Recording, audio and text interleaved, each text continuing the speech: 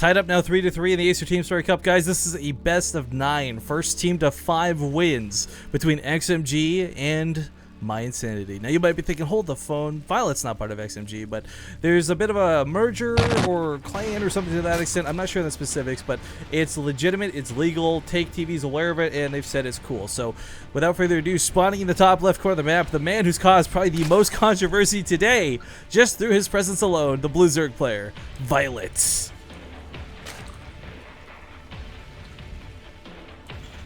In the bottom right, as the red Terran, it is Jjakji. Now, Jjakji's TVZ is pretty freaking solid. I was kind of thinking TVP was how they were going to topple him and take him down, whether it was through Todd, Lil Bo, or even, I guess they already played Sake, huh? So I couldn't play him again. I guess it makes a little more sense, I guess, now that they're bringing out Violet. But what's worth noting, guys, is if Violet goes down, they can resurrect one of the players on the XMG roster, whoever it may be. And let's be honest, Todd is probably going to be their best bet if Violet falls here on Daedalus points. Yeah. Wait, what game is it? It's number... This is 4 at the moment. So this will be 4-3 if Jjakji wins, or 4-3 if Violet wins. It's 3-3 currently. Yes. And that would mean that they would have to face... Wait, aren't both players going to face each other again as the aces? It's possible. Yeah, okay. The ace can be anybody they resurrect. So, I mean, that's what I'm saying. Yeah. Like, Violet may not be the one who comes back. They may bring Todd back, is what I was talking about before. Oh, yeah. It's possible. It depends. It really depends on how well this game goes in either favor, right? I mean, actually, mYinsanity is probably always going to throw out Jjakji again, but Violet or Todd would be the question for this merger, whatever they want to call themselves. The thing too about Daedalus Point, guys, again, if you've never really played on this map, you have to experience this. It looks pretty big when you look at it, but it's actually kind of a short rush distance from north to south. So one of the scary things for Jjakji, and I like that he's going for, like, sometimes you see Terran players not go for that second depot early on, but instead get the factory sooner, get the gases, and really get that wall off late. But I like that the depots are down. Just on the off chance that Violet was going for a 10 pull or something, even if you got a Reaper, sure, you'll eventually deal with it, but this prevents anything from running by the barracks. And this, again, in this short rush distance map, is always a big threat. I wonder if he's going to get those 3. The 3 Reaper combo, you mean? Yeah. A lot more Terrans seem to be preferring this. It's kind of the only variation we really have, I suppose, is like how many Reapers do we get? 1, 2, or 3? Oh, almost get stuck on the ramp. This is kind of interesting too. This has been a common theme since Star Station, where map makers have started putting doodads on the ramp next to it to kind of limit where Reapers can jump up and down. Yeah, it's not actually that great of a Reaper map, honestly. It's great for the natural, but natural's usually where you know. No, so it's not really the golden treasure, I suppose. Strayling's dead so far, and the Reaper lives to see another day. But you're right, because this is the only location Reapers can jump up, guys. Here, and the actual ramp. You can't jump up 2 cliffs, sadly, so it's really predictable to guess where the Reapers will come from if they don't quite go for a big attack early on. Not big attack, big scout, I should say. With 3 Reapers, that is what Jjakji is getting, by the way, you don't really have to worry about, where your Reapers can jump up onto. You just have to worry that they get up there. He's been so bold with that one. That one Reaper was in the red. He kept going back with it. It was scaring the heck out of me. I have full and complete trust as a Reaper in Jjakji's army. You're right. I shouldn't even be questioning it. If this was like any other player, hell, even if it was Polt, that's when you get worried. But Jjakji and his Reapers, this is a whole nother story. But I guess if you're going to pick off a Zergling, get out. That 1 queen incredibly low, no chance to use energy just yet. Almost does enough for 1. But Jjakji's expanded while this went on. He is putting down the factory, so he's going to have Hellions out to follow this up. We do have that second gas, so we'll probably see Cloaked Banshees as well to go hand in hand with this.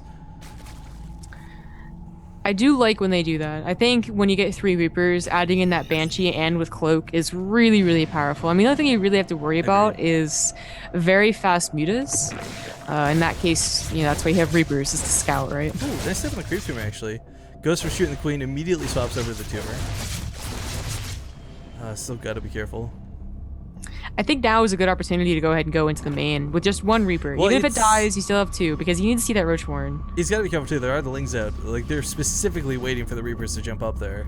Well, look how much space, like, most people don't consider using the right side. He's fulfilling your dream, Zombie Grub. Goes up to the main with 1, distracts with the others. I would say Jjakji fulfills my dreams, but he's like 16, so. Come on, let's be honest. What's wrong with that? Not so much. Not so much. But again, unfortunately, I don't think he saw the Roach Warren. Oh no, he did. Okay. Okay, he saw the Roach Warren. He Just did not barely. see the Baneling Nest. You. Well, it's two-base Roach Baneling though is scary, not nearly as scary as it would be off of 3 bases. So, and with the Banshee coming too, that's what makes it like a lot not as scary. yeah, Banelings aren't even going to get across the map, for goodness sake. The Banshee's going to snipe off half the Lings as well, and of course, even if it's a big Roach buzz too, the Banshee will make work of those. 10 on the way, 8 Zerglings. This is going to be looking to be a bit of an all-in coming out of our Zerg player. And, Jjakji scouts the Baneling Nest now too. Bunker Okay, comes down. he does wall off immediately, or tries to wall off immediately. Needs to actually get those Hellions back in there. He needs more bunkers, because even if it's bunkers that don't have anything in it, it's still possible they're going to explode on them, not knowing that. Well, he actually catches the Lings outside of this, which is really nice. That means no Banelings morphing into initially. He's got to wait till the other Lings get across the map for this. But that's still a lot of Roaches coming in. Quite frankly, guys, I don't know. This is going to be hard. There's a Baneling, what am I coming down too? Oh, those SCVs. Poor SCVs. Oh, they actually get away. Big pull here, Mules included. Wasn't quite sure just how much he'd have to dedicate, but the Banshee sees this. He sees the Banelings. Oh, should target down the Banelings. Well, maybe not. The Hellions are going to target them, the Banelings. Hello. Oh, wow. Not enough to actually bust the bunker. Now he can try to repair this. It's going to be close, though. He's barely got the repair. Jjakji loses the bunker. And now the Banshee's going to try and hold on, but the Widowmice got a lot of those Zerglings. Queens were marched across the map here, too. Jjakji cloaked the Banshee. Oh, he doesn't have to. He doesn't have to. Oh, my Cloak God. the Banshee. Oh, my God. Trying to repair this second. Repair. Okay, well, he loses the Banshee, which is actually a lot of DPS loss for this, but this bunker should hold. The second Banshee comes out, but he's got to fill the hole in the wall. Let me in. Yeah. This is really nasty. But getting that second bunker up was key. We still got Widowmice going off on the Queens here at the front lines, but again, the Banshee, it's doing the work. Jjakji loses quite a few SCVs for this, but in the end, he's still okay. He's 21 workers dead, but he's still even on worker count pretty much. More Widowmice gonna burrow here. And his bunker is a very all-in tactic. It's off of 2 bases. Yeah. He even brought his Queens, for God's sake. And tears down the supply depots, I guess. Jjakji's gonna be it's supply not gonna work. The Queens were super useful if the Banshees didn't have Cloak. That's true. That's very true. But unfortunately, it goes down to this base.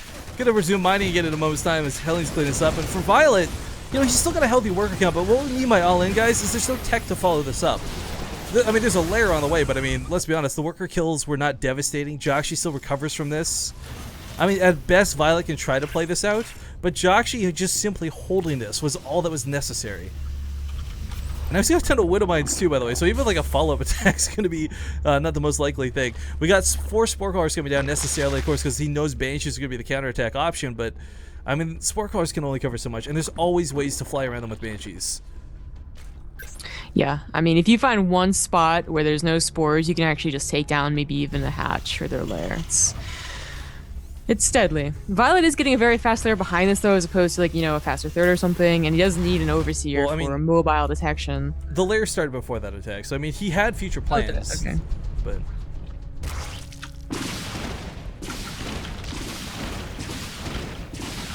well, Jjakji's still making pretty good work happening here. Gets a Spike Crawler for free.